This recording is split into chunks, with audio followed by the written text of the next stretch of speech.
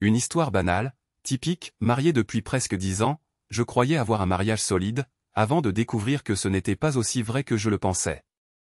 J'ai rencontré Candy quand elle a commencé à travailler et qu'elle a été affectée au box d'un accent grave côté du mien. Charlie me l'a présentée en disant « Rob, voici Candy Gilpin. C'est son premier jour, alors assure-toi de la guider, d'accord ?» Comme si j'avais le choix avec le patron qui se tenait là, pas vrai? Même si Candy avait été minuscule, pesait lourdement 150 kilos et était couverte de verrues, j'aurais quand même dit oui à Charlie. Heureusement, Candy n'était rien de tout cela. Elle mesurait environ 1,65 m, et devait peser dans les 55 kilos de beauté pure. Ses cheveux blonds et ses yeux d'un bleu renversant étaient captivants. Naturellement, j'ai répondu, bien sûr, Charlie, tandis que mon esprit dressait déjà une liste de tâches que je pourrais lui montrer, juste pour prolonger notre temps ensemble aussi longtemps que possible. Bien sûr, que ça dure des mois. Mieux encore, que ça s'étale sur des années. Jetant un coup d'œil rapide à sa main gauche, j'ai constaté l'absence d'une bague. Relevant les yeux, j'ai remarqué un léger rictus sur son visage, signe qu'elle m'avait surpris en train de la scruter. Bon, alors, conclut Charlie. Bienvenue dans l'équipe, Candy. Je compte sur Rob pour t'aider à t'installer. Sur ce, il s'en alla, nous laissant seuls tous les deux. Une fois hors de vue, Candy demanda, elles sont, tes mains, aussi performantes que le dit Charlie? À ce moment-là, j'ai décidé de tout faire pour la conquérir. Je l'ai fixée droit dans les yeux et j'ai confirmé, absolument. Elle sourit d'un air espiègle. Nous verrons bien. Je me suis levé de mon bureau et j'ai commencé à lui faire visiter les lieux. Quand je l'ai invitée à déjeuner avec moi, elle a accepté, et autour d'une assiette d'enchilada au fromage et à l'oignon chez Los Meso, nous avons commencé à faire connaissance.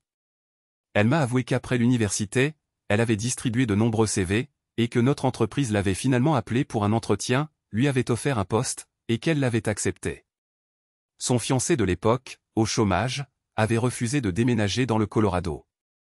Alors, en guise de réponse, elle a enlevé sa bague de fiançailles, la lui a jetée et, 3 jours plus tard, elle était à Denver. Tu as pu le quitter aussi vite? Que veux-tu? Tout le monde fait des erreurs, et il en était une. Et depuis combien de temps es-tu à Denver? 5 jours. Cela donne certainement une nouvelle perspective aux paroles de Charlie sur le fait de me faire découvrir les environs. Que dirais-tu d'un dîner ce soir? On pourrait élaborer une stratégie pour te présenter tout ce que cette région a à offrir. Candy et moi avons été ensemble, avec des hauts et des bas, pendant les 6 mois qui ont suivi. Je précise, avec des hauts et des bas, parce qu'elle fréquentait aussi d'autres hommes. Je voulais transformer notre relation en quelque chose d'exclusif, mais elle a résisté. Je viens de mettre fin à une relation et je ne me sens pas prête à m'engager à nouveau, du moins pas encore. Lors de notre 6e rendez-vous, nous avons couché ensemble. Avec le recul, je regrette cette décision, non pas parce qu'elle n'était pas satisfaisante, mais parce qu'elle était trop agréable. Candy était extraordinaire au lit. Et c'est devenu le problème. Si elle pouvait être comme ça avec moi, pourquoi ne le serait-elle pas avec les autres hommes qu'elle fréquentait? Cette pensée m'obsédait. Bien que je n'en ai pas la confirmation, nous n'en avons jamais parlé, mais logiquement, si elle était intime avec moi, il était logique qu'elle le soit probablement aussi avec eux. Cela me troublait énormément. Cela me troublait tellement que j'ai commencé à prendre mes distances avec elle. Avant, je ne pouvais pas supporter une seule journée sans lui demander quand nous nous reverrions. Mais maintenant, j'ai cessé de lui poser la question. Je ne lui ai pas parlé pendant 3 jours consécutifs, et puis, jeudi matin, elle est apparue dans mon box, en me demandant « Est-ce qu'on prévoit toujours d'aller à la fête de Johan vendredi ?» J'ai levé les yeux de mon travail et j'ai répondu « Ah oui, la fête de Johan. » Absolument, on y va toujours. Elle m'a jeté un regard étrange avant de retourner à son bureau. La soirée chez Johan était agréable, et dans l'ensemble, j'ai passé un bon moment. Cependant, dans les moments où mon plaisir s'estompait, je remarquais Candy en train de discuter avec d'autres hommes. Je ne pouvais m'empêcher de me demander, était-ce l'un de ses rendez-vous? Avait-elle emmené l'un d'eux dans son lit? À la fin de la soirée, j'étais convaincu que je ne pouvais plus continuer à vivre ainsi. J'avais envie de Candy, mais je n'arrivais pas à chasser les pensées troublantes qui surgissaient chaque fois que je la voyais converser avec d'autres hommes. Quand je l'ai ramenée chez elle après la fête, elle a semblé étonnée, probablement parce que nos sorties se terminaient généralement dans mon appartement. Alors que je l'accompagnais jusqu'à sa porte, elle demanda. Tu montes? Pas ce soir, ai-je répondu, en déposant un baiser sur sa joue. À plus au travail. Puis, j'ai repris le chemin de ma voiture. En repartant, j'ai entreaperçu qu'elle s'attardait devant sa porte, observant mon départ. Pendant la semaine qui a suivi, j'ai croisé Candy tous les jours au bureau. Nous avons partagé un café et avons même déjeuné ensemble plusieurs fois, mais je me suis abstenu de lui demander quand nous pourrions nous revoir. Ce vendredi-là, alors que je sortais du travail, elle m'a interpellé. Je lui ai fait un signe de la main en lui lançant « Passe un excellent week-end », puis je suis entré dans l'ascenseur, les portes se refermant derrière moi. Le soir même, j'assistais à une soirée et j'y ai croisé une ancienne petite amie. Elle était accompagnée de quelqu'un, mais elle m'a glissé un bout de papier en me disant « Appelle-moi quand tu veux après 8 heures du matin, mais s'il te plaît, appelle-moi ». Avant que son cavalier ne l'entraîne sur la piste de danse, elle a réitéré « Appelle-moi ». Elle était charmante, et j'avais toujours apprécié sa compagnie, mais nous nous étions querellés à propos d'une chose qui nous avait semblé monumentale à l'époque, bien que je ne me souvienne plus de quoi il s'agissait maintenant. Nous n'avions jamais réglé notre différend, et avec le temps, nous nous étions éloignés. Le lendemain matin, vers 9 heures, je l'ai appelée. Nous avons discuté et convenu de nous retrouver le soir même. Nous avons dîné chez Bogart et revisité ce qui s'était passé entre nous, riant de l'absurdité de tout cela avec le recul. Nous sommes ensuite allés au grotto pour boire un verre et danser. En dansant, j'ai réalisé que, bien qu'elle ne fût pas un bonbon, elle était ravissante, et peut-être, juste peut-être, était-elle exactement la femme dont j'avais besoin pour reprendre pied. Quand je l'ai ramenée chez elle, elle m'a invité à entrer, et c'était comme si nous ne nous étions jamais séparés. Je me suis souvenu de ses préférences en matière de gestes tendres et d'activités, et nous nous y sommes adonnés. C'était gratifiant. C'était gratifiant à plusieurs reprises. Puis nous avons dormi ensemble. La réalité brutale m'a frappé le lendemain matin lorsque je lui ai demandé quand je pourrais la revoir. Tu ne me reverras pas, mon chéri. Je me marie samedi prochain, et tu étais mon dernier coup de folie. Je peux t'offrir le reste d'aujourd'hui et toute la nuit si tu le souhaites, mais après ça, c'est terminé, a-t-elle ajouté. J'ai accepté son offre, et lundi matin, quand je suis rentré chez moi pour me préparer à aller travailler, j'étais complètement épuisé. À 10 heures, j'étais dans la salle de pause, sirotant du café et essayant de booster mon niveau de caféine pour rester alerte pour la journée à venir, quand Candy s'est installée en face de moi. Alors qu'elle mélangeait du sucre dans son café, elle m'a demandé « J'ai mauvaise haleine ?» Non, pas que j'ai remarqué. Pourquoi tu me demandes ça? Tu sembles te désintéresser de moi, et j'étais curieux de savoir pourquoi. C'est simplement que ton manque d'intérêt m'a fait comprendre que j'ai besoin de passer à autre chose. Pourquoi dis-tu que je ne suis pas intéressé? Disons que ce n'est pas le genre d'intérêt dont j'ai besoin. Pourrais-tu développer? Je ne suis pas intéressé à être une parmi tant d'autres. Je n'ai pas envie de t'inviter à sortir pour entendre désolé, je suis pris ce soir-là. Peut-être la prochaine fois. Pour être parfaitement honnête, je ne suis pas intéressé à recevoir de toi quelque chose qui a peut-être déjà été donné à d'autres rendez-vous. C'est décourageant, Rob. Ça m'a blessé. Tu as posé la question, Candy. Tu as cherché une réponse, et je t'en ai donné une. J'ai fini mon café, je me suis levé et je suis retourné à mes tâches. J'ai été surpris de trouver Candy assise près de mon pick-up quand je suis parti du travail. On peut parler, a-t-elle demandé alors que je m'approchais.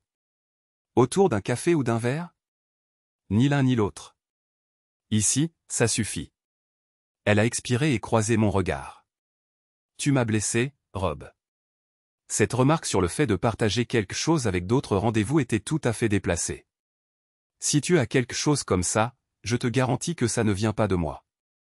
Es-tu sûr de la protection que tu as utilisée? Il n'y avait pas nécessité d'utiliser une protection, Rob. Qu'est-ce que tu insinues exactement, Candy? Que parmi toutes les personnes avec qui tu es sorti, je suis le seul avec qui tu as eu des relations intimes. C'est précisément ce que je dis, Rob. Je ne suis pas du genre à avoir des aventures sans lendemain. Si quelque chose se passe, ce n'est pas de mon fait. Peut-être que ça a quelque chose à voir avec la femme avec qui tu étais samedi soir. Wendy, c'est ça? Non, j'en doute fort. Comment es-tu au courant pour Wendy? J'étais au grotto.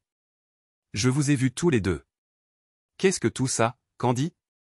Qu'est-ce qui se passe ici? J'ai besoin de régler les choses entre nous, Rob.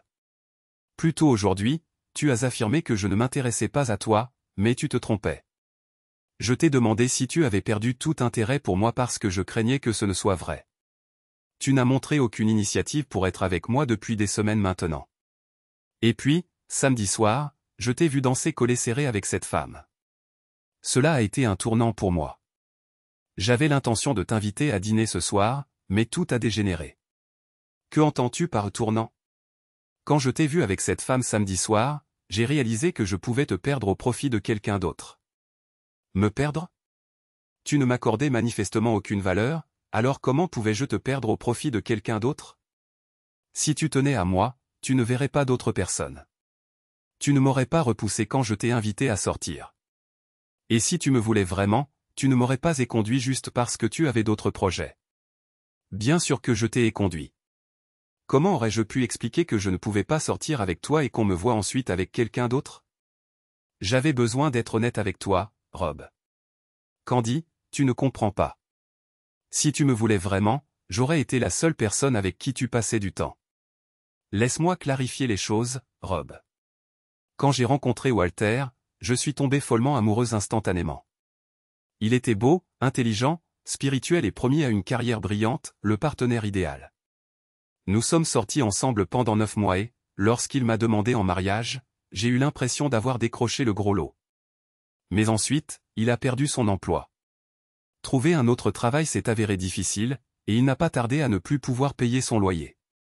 J'avais un appartement hérité de ma grand-mère, alors je l'ai invité à vivre avec moi.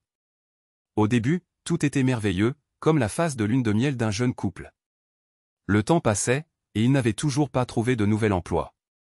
Il affirmait sans cesse qu'il essayait, mais il avait toujours l'air mal rasé et était toujours à la maison quand je rentrais. Finalement, je me suis retrouvé à subvenir à nos besoins financiers à tous les deux. Il n'aidait pas à la maison, et puis de l'argent a commencé à disparaître. Au début, j'ai pensé que c'était peut-être une erreur de ma part, mais un jour, après avoir retiré de l'argent à la banque, je savais exactement combien j'avais. Le lendemain, 35 $ avaient disparu. J'ai confronté Walter à ce sujet, mais il a simplement balayé mes inquiétudes d'un revers de la main en disant « Tu ne vas pas t'en faire pour 35 $, si ?» Lorsqu'il a refusé de déménager au Colorado avec moi, j'ai même ressenti un certain soulagement. N'oublie pas, Rob, Walter était l'homme de mes rêves, mon prince charmant idéal. Mais le prince s'est transformé en crapaud. Je me suis juré que la prochaine fois, je serais plus prudente. Dès notre 6e rendez-vous, j'étais presque convaincu que c'était toi, presque sûr. Pourtant, n'oublie pas que j'étais tout aussi sûr pour Walter. Même si j'ai couché avec toi, j'ai quand même abordé les choses avec prudence.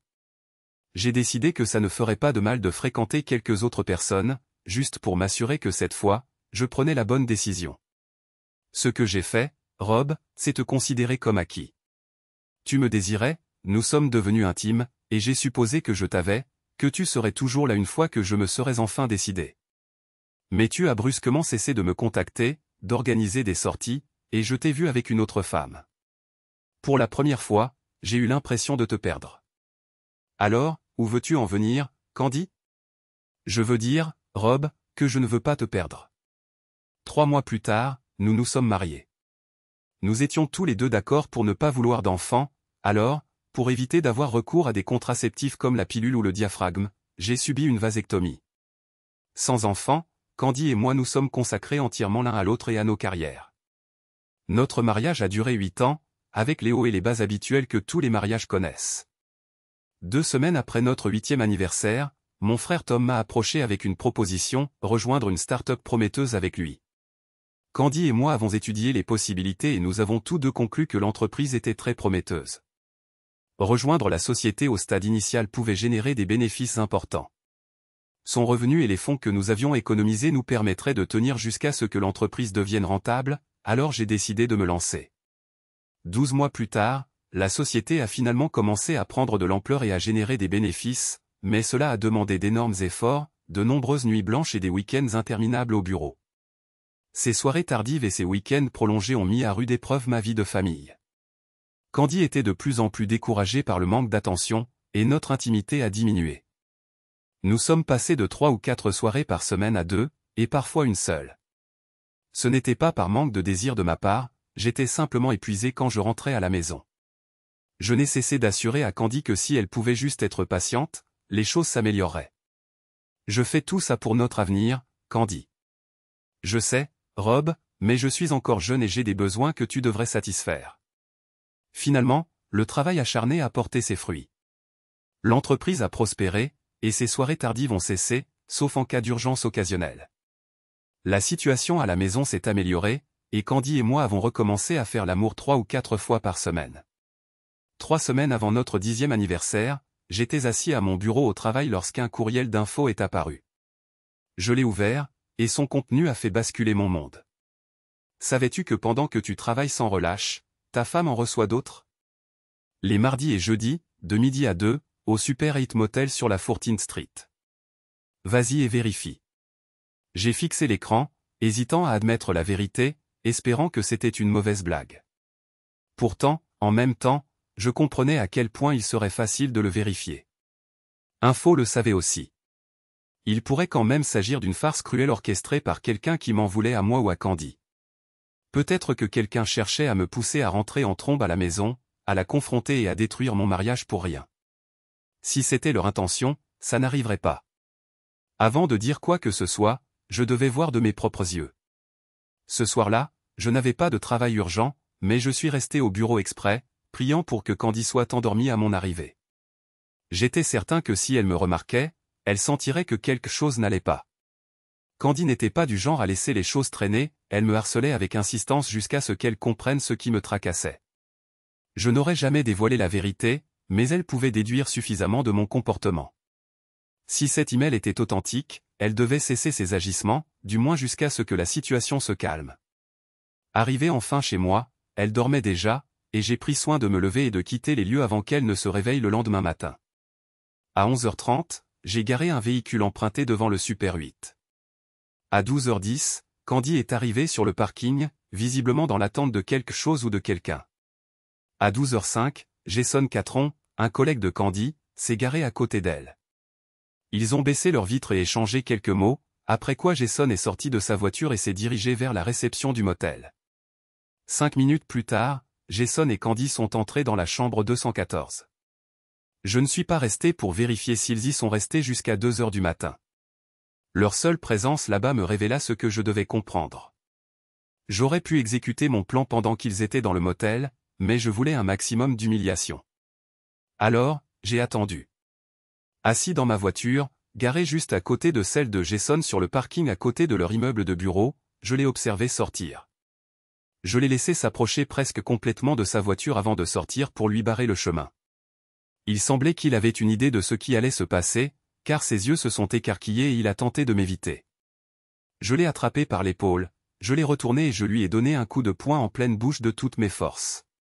Ses jambes ont flanché. Je l'ai rattrapé, je l'ai plaqué contre sa voiture, puis je lui ai asséné une pluie de coups. Je l'ai frappé au pied quand quelques personnes sont finalement intervenues. J'en ai reconnu 2, que j'avais déjà vus lors de réunions d'entreprise auxquelles Candy et moi avions assisté. « Qu'est-ce qui se passe, Rob, bordel ?» a demandé l'un d'eux, Tom. « Je n'ai pas perdu la tête, Tom. Pas du tout. Voilà comment je traite les hommes qui me trahissent en ayant des relations intimes avec ma femme. » Ils m'ont lâché, et alors que je retournais à ma voiture, j'ai remarqué Candy debout à l'entrée, le visage livide, la main sur les lèvres. Je lui ai lancé un regard noir à faire cailler le lait, puis je suis monté dans ma voiture et je suis rentré chez moi. 45 minutes plus tard, on a frappé à la porte. En ouvrant, j'ai trouvé 2 policiers qui m'attendaient. J'ai été arrêté, emmené au poste de police et formellement accusé de coups et blessures. La libération sous caution n'était pas possible avant le lendemain matin, et quand je suis finalement rentré chez moi, il était évident que Candy avait déjà quitté les lieux. J'ai fait en sorte que la nouvelle se répande que la raclée que j'avais infligée à Jason était une vengeance pour sa transgression avec Candy. Cependant, j'ai averti que si je devais passer ne serait-ce qu'un seul instant en prison à cause de ça, la prochaine correction le laisserait handicapé à vie. 3 jours plus tard, mon avocat m'a informé que Jason avait choisi de ne pas engager de poursuite judiciaire et que l'affaire serait classée sans suite. Malheureusement, un jeune substitut du procureur, désireux de faire la une, a annoncé son intention d'invoquer une loi obscure et rarement appliquée qui autorisait les autorités à engager des poursuites si elles estimaient qu'une personne représentait une menace pour l'ordre public. J'ai clairement indiqué que, peu importe qui ferait quoi, si je passais ne serait-ce qu'une seule journée en prison, Jason en subirait les conséquences. 2 jours plus tard, Jason a informé le substitut du procureur qu'il avait provoqué l'altercation et que je n'avais fait que me défendre. L'affaire a été abandonnée, Jason a eu ce qu'il méritait, mais le problème de Candy est resté en suspens. J'ai pris rendez-vous avec un avocat spécialisé dans le divorce et j'ai entamé la procédure.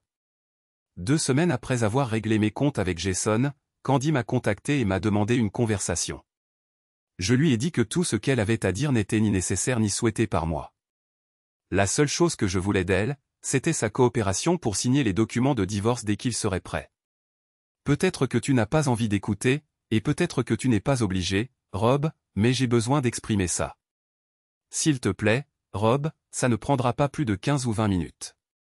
Je n'avais absolument pas envie d'accepter, mais je lui ai dit qu'elle pouvait venir mercredi soir après mon retour du travail, à condition que mon frère Tom et le révérend Thomas soient présents comme témoins. C'est vraiment indispensable, Rob? Oui, absolument. En ce qui me concerne, oui. Tu m'as déjà trahi une fois, et je ne te laisserai pas une autre occasion. Qui sait quelles accusations ou inventions tu pourrais créer si je n'ai personne pour corroborer mon récit? S'il te plaît, Rob, est-ce qu'on ne pourrait pas être juste nous deux? Non, Candy. Si tu es déterminé à me parler, voici les conditions. On le fait à mes conditions, ou pas du tout. Le mercredi soir, j'étais assis à la table de la cuisine avec mon frère et le révérend Thomas quand Candy est arrivée. Je lui ai indiqué une chaise et je lui ai dit de commencer. Elle m'a regardé, puis Tom, et enfin le révérend Thomas avant de revenir à moi. Tu as parlé de divorce. Y a-t-il une possibilité de l'éviter? Je t'aime, Rob, et tu le sais. J'ai fait une erreur. Une grave erreur, je l'admets. Mais je t'aime, Rob, et je ne veux pas te perdre. Je n'ai pas répondu à sa question. Au lieu de ça, je l'ai fixé des yeux pendant quelques instants avant de demander « Pourquoi, Candy? Pourquoi as-tu fait ça? » Je n'avais pas l'intention, c'est juste arrivé. Tu travaillais constamment tard, et comme je savais que tu ne serais pas à la maison de toute façon, j'ai commencé à sortir avec des collègues après le travail. Après quelques semaines, je me suis senti suffisamment à l'aise pour commencer à exprimer mon mécontentement quant à l'impact de tes heures supplémentaires sur notre vie intime. Jason a commencé à suggérer que ce n'était pas normal pour quelqu'un de ton âge de réduire son activité sexuelle, même si tu travaillais tard et rentrais fatigué. Il n'arrêtait pas de sous-entendre que tu pourrais chercher satisfaction ailleurs, peut-être avec une autre femme. Certaines des autres femmes du bureau ont fait écho à des sentiments similaires. Quand j'avais suffisamment bu, il ne leur en fallait pas beaucoup pour me persuader que leurs affirmations pouvaient être valides. Alors, j'ai essayé de joindre ton bureau plusieurs fois, mais je n'ai jamais reçu de réponse. Conjugué à tes refus constants chaque fois que j'essayais d'initier un rapprochement, j'ai commencé à les croire. Un soir, j'ai bu excessivement et je ne pensais pas clairement. Avant que je ne m'en rende compte, Jason m'avait coincé à l'arrière de sa voiture. J'ai réalisé que c'était inapproprié, et j'ai fait un effort un peu mou pour le repousser. Mais la vérité, c'est que j'étais resté si longtemps sans intimité que je n'avais pas la force de me défendre. Finalement, j'ai juste cédé. Elle m'a jeté un coup d'œil comme si elle attendait que je dise quelque chose, mais je suis resté là, à la regarder dans les yeux. Je ne sais pas ce qu'elle a vu sur mon visage, mais elle s'est détournée et a continué à parler. Après cette première fois, c'est devenu de plus en plus facile. Je me suis répété que tu étais infidèle aussi, me donnant le droit d'agir de la même manière. Un soir, des amis m'ont vu sortir de la voiture de Jason, en ajustant mes vêtements. Angie s'est approchée de moi et m'a demandé ce que je manigançais. Je lui ai dit que tu me trompais dans mon dos, et que je te le rendais. Elle a gloussé et a remarqué que tu me tromperais à peu près au moment où tu déciderais de braquer une banque. C'est alors que j'ai décidé de vérifier les choses par moi-même. Alors, j'ai conduit jusqu'à ton bureau, je me suis garé dans la rue adjacente et je t'ai observé. J'ai fait ça pendant 2 semaines. Chaque soir, tu restais tard au travail, et quand tu éteignais les lumières, tu rentrais directement chez toi. C'est là que ça m'a frappé, à quel point j'avais tout gâché. Je suis terriblement désolé, révérend. C'est bon, mon enfant. J'ai déjà entendu ces lamentations. J'ai essayé de rompre avec Jason, mais je n'y suis pas parvenu.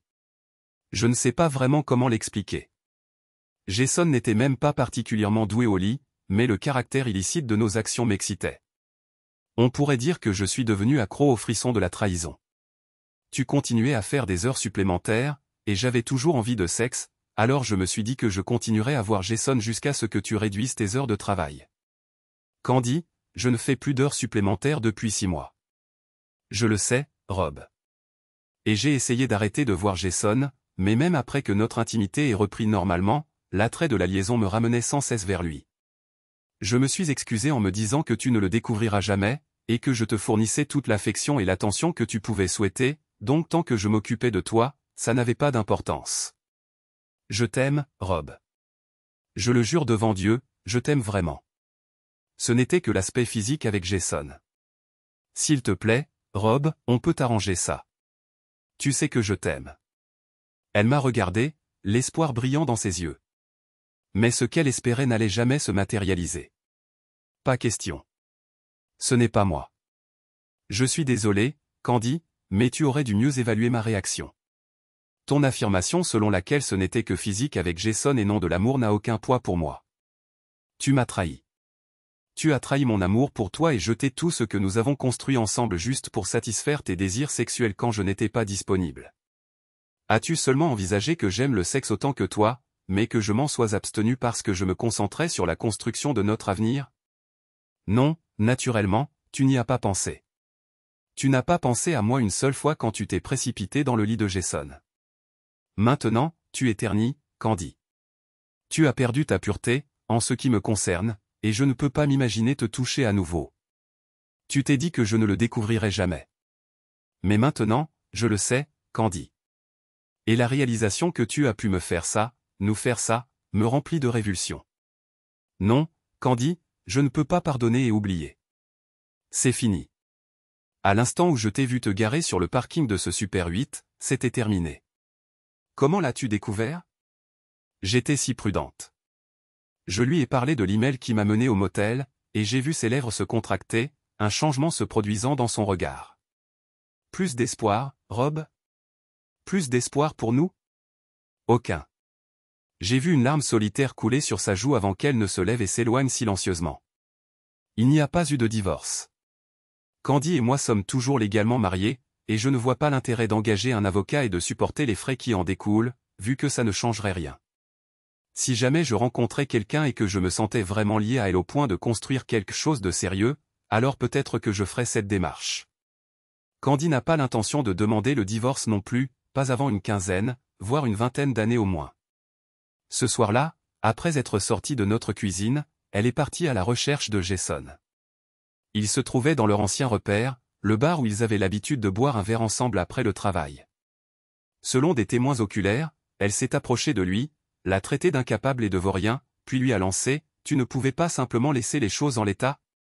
Pourquoi as-tu fallu que tu détruises mon mariage et que tu me prennes l'homme que j'aime? Eh bien, tu peux aller rôtir en enfer. » Elle a ensuite sorti un pistolet de son sac à main et a fait feu sur lui. Elle a déchargé les 6 balles du revolver dans sa poitrine, tirant les 2 derniers coups alors qu'il était déjà gisant, sans vie, sur le sol. Après cela, elle lui a craché dessus, s'est dirigée vers une banquette, s'est assise et a attendu les autorités. On a appris par la suite que Candy et Jason avaient été imprudents, ce qui avait entraîné la grossesse de Candy. Elle a informé Jason qu'elle avait l'intention d'avorter et de couper tous les ponts avec lui. Il a essayé de la persuader du contraire. Il voulait cet enfant et souhaitait qu'elle mène la grossesse à terme. De plus, il voulait l'épouser. Elle a répondu qu'elle ne l'aimait pas et ne l'aimerait jamais, affirmant son amour pour moi et son engagement indéfectible envers moi. Jason m'a écrit une lettre, espérant que je mette Candy à la porte pour qu'ils puissent être ensemble. Quand j'ai partagé le contenu de la lettre avec Candy, elle en a immédiatement saisi les implications et s'est lancée à sa poursuite. Même si je ne me suis pas réconcilié avec elle, je lui ai trouvé un avocat très compétent. Finalement, elle a été condamnée à 20 ans de prison pour un crime qui, à mon avis, méritait la peine de mort. On m'a informé qu'elle pourrait être libérable dans 10 à 12 ans si elle se comportait bien en prison. Elle a accouché en détention et a fait adopter le bébé. Elle m'envoie une lettre tous les mois, me demandant de lui rendre visite pendant les jours de parloir. Je ne l'ai jamais fait, et je ne le ferai jamais. À quoi cela servirait-il?